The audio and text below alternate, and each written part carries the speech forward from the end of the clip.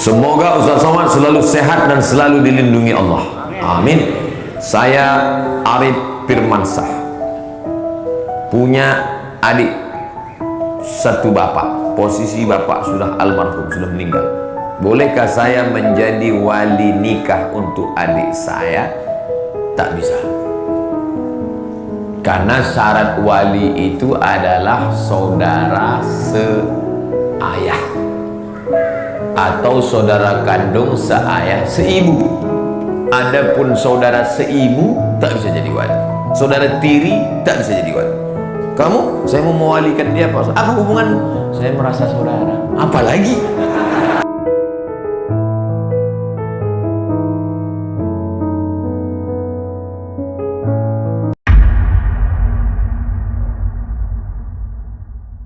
Bagaimana caranya memupuk rasa cinta tanah air sebagai anak muslim yang milenial? Kalian anak muda ini cinta tanah air. Ya, bagaimana cara mewujudkannya Pak Ustadz? Buatlah yang kira-kira membuat kita membangkitkan adrenalin semangat. Kumpul beberapa anak muda, komunitas, pergi ke panti asuhan, ajak anak-anak makan bareng, makan siang bareng. Kalau untuk ngasih sebulan kalian belum mampu, bapak kalian, ibu kalian bisa, tapi kalian belum, maka ajak makan siang bersama anak yatim. Mereka anak-anak Indonesia, anak suku bangsa kita, cuman kurang beruntung karena bapaknya meninggal, susah. Ajak makan siang bareng besok, jangan tunda-tunda, besok hari Ahad. Kebetulan momen Agustus sekaligus Muharram, datang temui. Assalamualaikum Pak Panti Asuhan. Ya. Bapak Ketua Panti. Ya. Berapa anak yatim di sini? Ada 300 orang. Keluarkan, kami mau makan sama. Berapa? Agak 10 orang aja. Karena kebetulan kalian komunitasnya nggak banyak, cuma 10. Nah, makan bareng. Itu untuk membangkitkan persaudaraan, untuk membangkitkan kesamaan kita. Kemudian buat lagi cerita, datangi veteran-veteran perang kita. Ini untuk membangkitkan sesama anak bangsa. Ternyata ada anak bangsa yang kurang beruntung. Lalu kemudian untuk membangkitkan cinta tanah air kita, datangi veteran-veteran rumah-rumah jompo yang masa itu mereka masa kependudukan Jepang yang usianya sekarang 70, 80. Sebenarnya saat melihat mereka, kita bukan sedang melihat orang lain. Saat itu kita sedang melihat diri kita 50 tahun yang akan datang. Kalian yang sekarang berumur 20, pergi ke panti jompo, kalian sedang melihat diri kalian 50 tahun akan datang. Begitulah bentuk kulitmu yang tak lagi mulus keriput. Begitulah bentuk wajahmu yang mulai turun ke bawah. Begitulah bentuk rambutmu yang sudah mulai memutih. Dan banyak cerita kepada mereka bagaimana dulu saat berjuang melawan Jepang, bagaimana dulu saat berjuang melawan Belanda. Nah, ini membangkitkan cinta tanah air. Setelah itu barulah bangkit semangat mahasiswa-mahasiswa dari fakultas apa? Kedokteran. Serius, profesional, jadi dokter spesialis. Hasil dari dokter spesialis, kalian akan bangun masjid, akan menyantuni anak yatim, akan menyekolahkan fakir miskin, sehingga negeri ini akan bangga punya anak-anak bangsa yang menjaga harkat martabat anak bangsa, insyaallah. Amin. Saya kalau anak muda yang bertanya semangat saya, tapi kalau yang tua-tua semangat juga. Mohon petunjuknya bagaimana kita mengetahui membedakan ketika kita diberikan teguran atau cobaan oleh Allah Subhanahu wa taala. Misalnya demam. Misalnya demam. Dari mana kita tahu demam itu teguran apa cobaan? Ada kalanya sakit itu untuk menghapus dosa. Ada kalanya sakit itu untuk mengangkat derajat. Ada kalanya sakit itu laknat.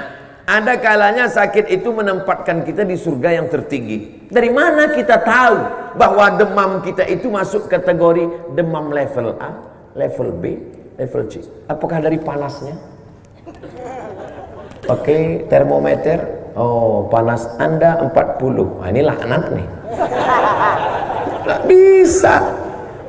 Makanya dalam hadis qudsi dikatakan, ana inda husni zanni abdi bi, aku menurut prasangka hambaku padaku, maka kita mesti husnuzon.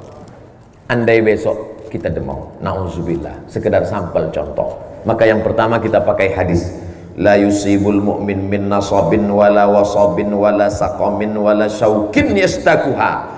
Demam panas, gundah gulana, susah hati, duri menusuk tapak kaki, cara Allah menghapuskan dosa-dosa. Jadi husnuzon sama Allah, bahwa Allah menghilangkan dosa kita. Kapan dia jadi laknat? Kalau penyakit itu datang tidak merubah apa-apa, tidak mengingatkan pada mati, tidak mensyukuri nikmat sehat, tidak merubah apapun, saat itu kita sedang terlaknat. 3, ada kalanya penyakit itu mengangkat derajat kita. Haji, balasannya haji mabrur, surga. Bangun masjid, balasannya dapat satu tempat istana di surga. Tapi ada balasan yang tidak bisa dihitung. Apa dia? Orang yang sabar, maka sabar menerima penyakit, tapi tetap berobat. Jangan gara-gara ini ayo kita ke rumah sakit. Sabar, itu bukan sabar, bodoh. 4, mungkin engkau tak ada dosa karena selalu istighfar, tahajud, witir, duha. Mungkin engkau pula sudah ditinggikan Allah derajat, tapi rupanya namamu sudah ada dalam daftar penghuni surga Jannatul Firdaus. Sudah ada namamu di situ. Namamu sudah dituliskan malaikat. Cuman waktu dicek kurang amalnya. Ada yang kurang 2 on, ada yang kurang 2 mili. Maka bagaimana cara melengkapkannya? Diuji Allah SWT. Ketika dia dapat menerima itu, ridha dia, maka dinaikkan Allah. Maka segala yang kita alami itu ada 4. Pertama, menghapus dosa. Yang kedua, mengangkat derajat. Yang ketiga, nama kita sudah masuk surga, tapi amal kita belum cukup. Yang keempat, tak ada perubahan apa-apa, menjadi terlaknat. Mudah-mudahan kita selamat dari yang nomor 4. Semoga Ustaz Somad selalu sehat dan selalu dilindungi Allah. Amin. Saya Arif Firmansah, punya adik satu bapak. Posisi bapak sudah almarhum, sudah meninggal. Bolehkah saya menjadi wali nikah untuk adik saya? Tak bisa. Karena syarat wali itu adalah saudara seayah atau saudara kandung seayah seibu. Adapun saudara seibu tak bisa jadi wali. Saudara tiri tak bisa jadi wali. Kamu, saya mau mewalikan dia, Pak. Apa hubunganmu? Saya merasa saudara. Apalagi? Jadi ini bukan masalah rasa-rasa, bro. Jadi harus ada hubungan nasab. Kamu, saya mau mewalikan dia, Pak Ustaz. Apa hubungan sama? Saya hubungan nasib, Pak Ustaz. Nggak bisa. Oleh sebab itu ada hubungan nasab. Wali ibu, ibu. Wali adik, anak-anak gadis, wali kalian ada 6. Pertama, ayah. Tak ada ayah, kakek. Kakek itu apa, Pak Ustaz? Grandfather. Yang kedua, abang. Adik, adik ayah atau abang ayah. Kami di Sumatera abang. Kalian mau pakai kakak, terserah lah. Yang penting samanya itu. Oleh sebab itu maka 6 orang inilah yang menjadi walimu. Wali, tugasmu bukan cuma menikahkan saja. Wali bertanggung jawab kalau anaknya, cucunya, ponakannya, adiknya pakai jilbab pasrah tapi tak rela, pakai jilbab sakaratul maut, pakai jilbab setengah hati, tidak menutup aurat, kau akan dituntut di hadapan Allah. Selangkah lagi kau mau masuk surga. Tapi kalau kau biarkan perempuan yang menjadi tanggung jawabmu ini, maka kau juga selangkah lagi masuk neraka. Oleh sebab itu jaga adik perempuan kita, jangan sembarangan dibawa oleh laki-laki. Mas, aku bawa adikmu ya, bawa lah. Jam 12 nggak apa-apa, alah pagi pun nggak apa-apa, bawa. Nanti pinjam motor kau sebentar ya. Oh, nggak bisa. Oleh sebab itu ini tanggung jawab luar biasa. Tapi bukan berarti karena tidak bisa diwalikan lalu tidak peduli, tetap peduli. Tapi masalah urusan wali bukan sembarangan. Jangan menikah tanpa wali. La nikaha, tidak sah nikah illa biwaliyin, kecuali dengan wali, wa syahidai adlin, dengan 2 saksi yang adil. Ini banyak nih sekarang nikah Pulang. Itu siapa? Suamiku. Kapan kau nikah? Kemarin. Walinya? Udah saya bayar kemarin wali. Wali dibayar. Emang Pak RT? Pak RT pula. Marah pula Pak RT. Ustadz yang disayangi Allah, amin. Bolehkah badal haji laki-laki dilaksanakan perempuan? Boleh. Mana dalilnya? Ada seorang perempuan mau membadalkan haji ayahnya karena ayahnya sakit keras. Badal haji itu apa? Melaksanakan haji untuk orang dua. Satu sudah meninggal dunia, yang satu masih hidup tapi sakit keras. Dalilnya ada. Labbaik Allahumma subrumah. Labbaik Allahumma subrumah. Aku menghajikan subrumah. Nabi nanya, ente ngajikan siapa? Subrumah. Subrumah itu siapa? Akhi, my brother, sedulurku, saudara saya. Dia sudah meninggal dunia. Kau sudah haji apa belum? Belum. Hajikan dulu dirimu, baru hajikan subrumah. Itulah dalil boleh menghajikan orang yang sudah meninggal. Mudah-mudahan kita semua bisa berangkat haji. Setelah adik-adik nanti haji, pas haji yang kedua, itu kau hajikan saudaramu. Pas nanti sampai di Bir Ali, labbaik Allahumma umrah an fulan bin fulan. Aku hajikan saudaraku si fulan bin fulan, aku umrohkan. Bagaimana kalau jamaahnya laki-laki mau menghajikan ibunya? Sah.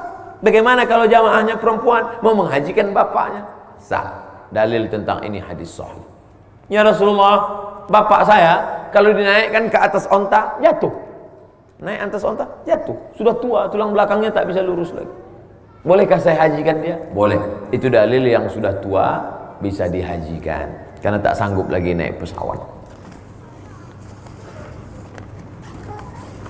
Bagaimana sikap saya jika istri saya mohon maaf selingkuh dengan sahabat saya sendiri?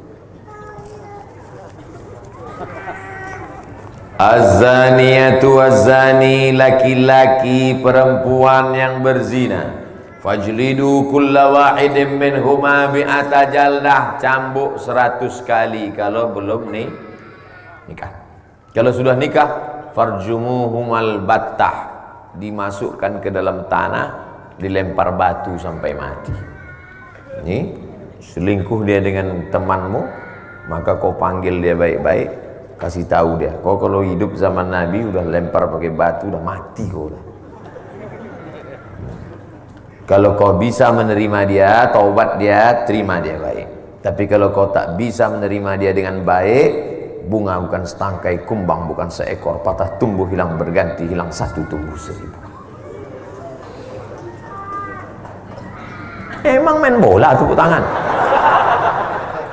Jangan mulutmu berkata siap, tapi hatimu berkata tidak. Lain di bibir, lain di hati. Itu judul lagu. Selesai saya sholat Jumat, datang jamaah. Ustaz Somad, ya, istri saya selingkuh 2 tahun Pak Ustaz. Terus akhirnya ketahuan. Terus bisa kamu terima dia? Bisa Pak Ustaz. Siap kamu menerima apa adanya? Siap Pak Ustaz. Nah, jagalah. Kalau siap jaga. Jangan mulutmu mengatakan siap menerima tapi hatimu tidak. Akhirnya setiap melihat dia nampak wajah selingkuhannya. Aku Pak Ustaz memang udah siap, tapi pas ngeliat wajahnya mau kutusuk aja kepalanya. Tidak bisa.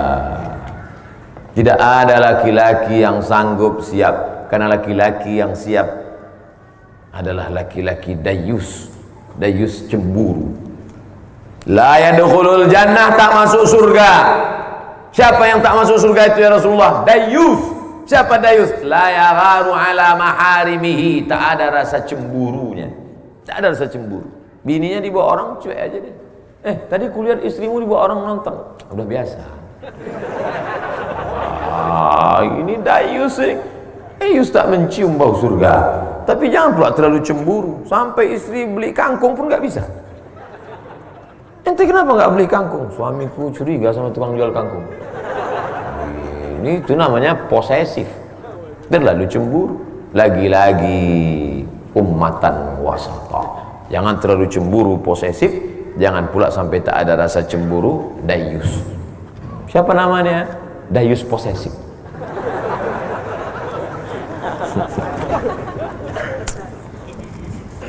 Hai perempuan, tidak ada laki-laki yang bisa menerima perempuan yang berselingkuh. Kalaupun ada, dia akan balas dengan perselingkuhan yang lain. Karena tabiat laki-laki adalah ayam jantan yang perkasa. Ayam jantan 2 ekor, masukkan ayam betina, buat satu kandang, sampai mati ayam jantan itu, berdarah, dicakar, diinjak, dipatok, mati ayam jantan, berkelahi untuk merebut satu ayam betina. Begitu ayam. Beda sama babi. 2 ekor babi jantan, masukkan satu babi betina, dibuatnya bertiga. Kalau tak percaya, tes. Maka laki-laki adalah ayam jantan yang perkasa, tak bisa berbagi hatinya, tak bisa berbagi cintanya. Tapi ada laki-laki yang hatinya lapang, setelah perempuan itu taubat, bisa dia terima. Mas, berat untuk kuakui, tapi aku sudah salah. Nggak apa-apa, aku siap menerimamu, karena aku pun juga udah nikah siri 3 kali. Rasakan kau lah. Semoga Ustaz selalu sehat walafiat. Amin. Saya sehat. Banyak orang yang ragu, katanya saya sakit. Saya sehat. Jika seorang suami berkata kepada istrinya, saya tidak bisa lagi hidup bersamamu dan sudah tak suka lagi, apakah kata-kata itu termasuk talak? Talak terbagi 2. Talak sorih jelas, talak kinayah kiasan tak jelas. Ini termasuk talak sorih apa talak kinayah? Kinayah. Kalau dia jelas, ku talak engkau talak 1. Talak itu cerai, bukan gini kan. Itu tolak. Ku talak engkau talak 1, itu namanya talak sorih, jelas. Tapi kalau yang model begini, aku tak suka lagi padamu, maka perempuan wajib nanya, maksud Allah? Misalnya dia bilang, kau pulang aja lah ke rumahmu. Atau dia katakan, aku mau muntah nengok muka kau. Maka jangan langsung diam. Tanya dia, maksudmu?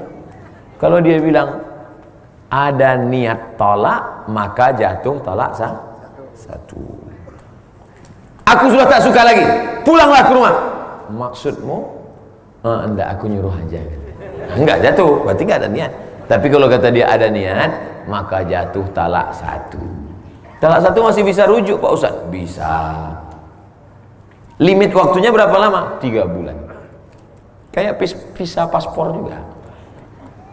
Kalau sebelum 3 bulan itu dia balik, rujuk. Cara rujuknya, datang aja sama dia. Makanya talak itu nggak boleh keluar rumah. Kalau laki-laki mentalak itu bukan berarti perempuan keluar rumah, tetap satu rumah. Cuman beda kamar. Pas hujan balik lagi. Bilang sama dia, I back to you my darling. Udah balik. Tapi kalau sudah habis limit waktunya, masih bisa dia balik? Bisa. Cara baliknya akad ulang, karena waktu iddah namanya sudah habis. Macam nikah pertama kali dulu, ada mempelai laki-laki, ada wali, ada 2 saksi, ada mahar, ada ijab dan qaul. Aku nikahkan engkau dengan anakku dengan mahar sebentuk cincin emas tunai sah. Itu namanya pengantin baru stok lama. Jelas? Talak 2 masih bisa balik. Yang tak bisa balik talak 3.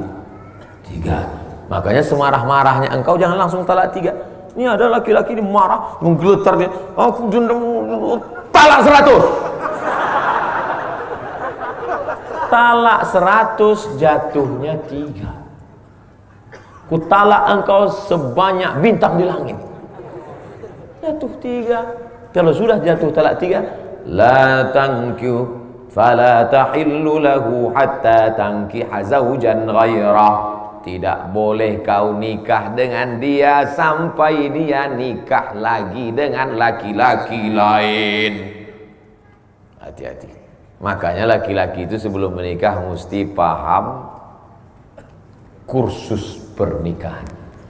Jangan asal-asal aja. Ini yang penting mampu, punya uang langsung nikah, nggak ngerti masalah. Akhirnya rupanya dia sudah talak dan dia tidak tahu talak. Sudah talak bolak-balik. Asal marah talak. Lambat teh manis talak. Lambat sarapan talak. Lambat setrika talak. Rupanya anak-anaknya selama ini anak-anak zina. Gara-gara tidak tahu hukum talak. Makanya belajar, ngaji. Tapi masyarakat jamaah Masjid Al-Huda ini semua saya yakin sudah ngaji insyaallah.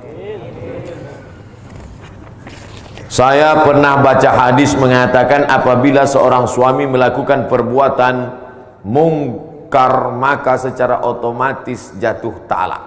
Bagaimana implementasi hadis ini Pak Ustadz? Mengingat seorang istri tidak mengetahui perbuatan suaminya di belakangnya. Maksudnya gini, man taraka sholata muta'ammidan faqad kafara jihara. Siapa yang meninggalkan sholat secara nyata, secara jelas, secara sengaja, maka kafirlah dia. Mungkin Bapak Ibu pernah lihat itu di internet. Siapa yang suaminya tak sholat otomatis fasakh. Pernah baca? Saya pernah dapat kiriman. Sekaligus pertanyaan, Ustadz, apakah kalau suami itu nggak sholat otomatis istri itu fasakh? Ada namanya tolak, laki-laki menceraikan perempuan. Ada namanya khulu', perempuan menggugat laki-laki. Ada namanya fasakh, hakim membatalkan pernikahan. Contoh, suami murtad. Ya bagus pertama nikah, tiba-tiba dia murtad, maka hakim memfasah. Karena kalau suami murtad, istrinya tetap muslimah, maka hubungan mereka adalah zina, maka harus dipisah. Begitu juga tentang tadi sholat. Kalau dia meninggalkan sholat secara sengaja, secara sadar, pas ditanya, kamu nggak sholat mas? Sholat buang-buang waktu aja. Maka itu sudah fasah. Hakim menjatuhkan. Hakim mesti memanggil dia. Dipanggil oleh wilayah hisbah. Ini sudah fasah. Kalau mau, taubat dia, bersyahadat ulang, masuk Islam dia balik, baru bisa disatukan balik. Nah ini hati-hati yang nampaknya sepele, remeh, temeh. Bagi yang meyakini bahwa meninggalkan sholat secara sengaja itu adalah kafir, keluar dari agama. Tapi menurut Imam Nawawi, orang yang tidak sholat itu terbagi dua. Pertama, karena malas. Kalau malas tak sampai kafir, dia hanya fasik saja. Fasik artinya tetap Islam, cuma Allah tak beri hidayah pada dia. Itulah makna ayat Allahu la yahdil qaumal fasiqin. Kau kenapa gak sholat? Aku sebetulnya percaya ayat sholat. Terus kenapa gak sholat? Lagi malas aja. Nantilah udah agak-agak mati, mau mati sakit. Tapi kalau dia mengingkari, kenapa kamu gak sholat? Sebenarnya sholat itu gak relevan untuk zaman sekarang. Ribet sekali sholat itu. Ambil wudhu, buka kaus kaki. Coba kalau ibadahnya pejam mata, selesai, kan enak. Wah ini sudah menghina, bisa jadi murtad. Na'udzubillah. Bagaimana cara bilang sama suami kalau saya mau pergi ke pengajian? Karena waktunya malam hari, supaya suami tak marah. Tunjukkan aja gambar saya. Mas, Ustadz ini apa gila? Kalau dia tidak tergolong termasuk mazhab haters. Kalau dia masuk golongan lovers. Mas, saya izin ada pengajian di Masjid Al-Huda. Kamu pergi sama siapa? Ini sama rombongan ibu-ibu jamaah pengajian mak-mak garis keras. Maksudnya keras berprinsip dalam ibadah, bukan keras dalam hal yang lain. Pergilah pengajian. Hai suami-suami, hai laki-laki, aslinya laki-laki yang mengajar perempuan. Aslinya laki-laki yang memberitahu perempuan bagaimana sholatmu, bagaimana puasamu, bagaimana qadakmu, bagaimana zakatmu, bagaimana infakmu, bagaimana jilbabmu. Tapi karena laki-laki tidak sanggup menjelaskan itu, maka dia mestinya mengundang pengajian di rumah, di masjid. Dia yang membawa.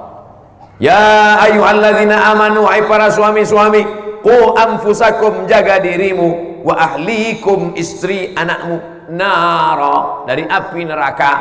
Suami diberi harta warisan 2 kali lipat dari perempuan. Laki-laki diberikan kuasa, ar-rijalu qawwamuna 'alan nisa, bukan karena Islam diskriminatif, tapi karena tanggung jawab laki-laki yang besar. Siap jadi laki-laki? Banyak sekarang laki-laki nggak siap jadi laki-laki, berotot tapi melambai. Di mana pengajian Masjid Al-Huda? Sana. Ini termasuk laki-laki yang tak siap jadi laki-laki. Oleh sebab itu saya bangga malam ini saya sedang berhadapan dengan laki-laki yang sejati. Laki-laki yang sejati bukan ototnya tegap. Laki-laki sejati adalah laki-laki yang menyelamatkan perempuan. Khuliqatil mar'atu min dhila'. Perempuan itu diciptakan dari tulang rusuk yang bengkok. A'wajuha a'laha, tulang rusuk yang paling bengkok, yang paling bagian atas. In akhazta aqamtaha kasartaha, tulang rusuk yang bengkok itu kalau kau paksa lurus, dia akan patah. Ini tulang rusuk bengkok. Kalau kau paksa lurus, patah dia. Kalau kau ikut, kau jadi bengkok. Maka pandai-pandailah meluruskannya. Ajak dia pengajian, bawa majelis ta'lim. Kamulah laki-laki yang mesti membawa mereka. Sekarang ada perempuan yang mau pengajian. Alhamdulillah. Allah nggak adil Pak Ustaz. Kenapa dia baik dapat istri celaka? Kenapa dia perempuan baik dapat suami tak baik? Husnuzon sama Allah. Mungkin laki-laki yang tak baik itu supaya istrinya itu menjadi baik. Mungkin perempuan yang tak baik itu dijumpakan Allah dengan yang baik supaya mereka baik. Kalau suami baik dapat istri baik, lalu yang tak baik, masa mereka sama-sama dua masuk neraka? Husnuzon kepada Allah Subhanahu wa ta'ala. Oleh sebab itu maka menjadi laki-laki adalah tanggung jawab. Menjadi laki-laki, ibu yang punya anak laki-laki panggil ke sini sebentar nak. Kau menjadi laki-laki ada tanggung jawab di hadapanmu. Kau akan dituntut, kau akan ditanya. Kullukum ra'in, setiap kamu pemimpin, wa kullukum mas'ulun an ra'iyatih, setiap kalian akan dituntut, diminta tanggung jawab di hadapan Allah Subhanahu wa ta'ala. Laki-laki sekarang yang ditanya hanya sholatmu saja, yang ditanya sekarang hanya celanamu saja sudah nutup lutut atau tidak. Tapi begitu kau menikah, sholat istrimu, bacaan Quran istrimu, jilbab istrimu, semua akan ditanya. Tapi jangan gara-gara ini kau takut nikah. Kau udah nikah, berat, kata seseorang. Jadi gimana? Aku mau nikah sama laki-laki aja. Oh, alhamdulillah.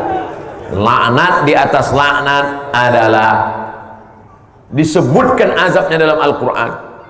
Ata'tunar rijala syahwatan min dunin nisa. Kenapa kalian bersahwat melihat laki-laki tapi tidak pada perempuan? Ada laki-laki yang bersahwat pada laki-laki, melihat perempuan cuek aja deh. Bro, ada cewek cantik, cuek aja. Ada anak lajang ganteng, wow.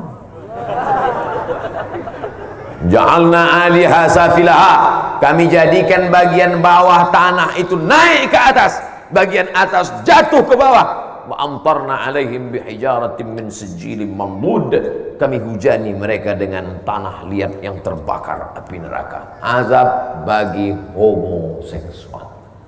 Hati-hati. LGBT. Mudah-mudahan Allah menyelamatkan anak-anak muda kita insyaallah. Tadi saya dapat gambar kiriman. Ada anak muda remaja masjid aktivis nikah. Saya buat komen di bawah, LGBT. Apa maksudnya Ustaz? Laki gemuk, bini tipis. Lakinya besar, istrinya kurus. Saudara yang dimuliakan Allah Subhanahu wa ta'ala, tak ada makna pengajian kita malam ini kalau tidak membawa perubahan. Betul? Oleh sebab itu kita ingin setelah pengajian ini ada perubahan. Yang sebelumnya tidak sholat subuh, besok sholat subuh berjamaah. Yang sebelumnya belum berhijab, mudah-mudahan dibukakan Allah pintu hatinya berhijab. Yang selama ini masih lagi keluh kesah, selalu mengutuk nasib, mulailah dia percaya kepada takdir baik dan takdir buruk. Mudah-mudahan sesuai dengan tema kita, terwujudlah kaum muslimin ummatan wasatan yang cinta negeri dan tanah air. Amin ya rabbal alamin. Kalau tidak kita membangun bangsa ini, tidak akan mungkin orang lain akan datang membangunkan bangsa kita untuk kita.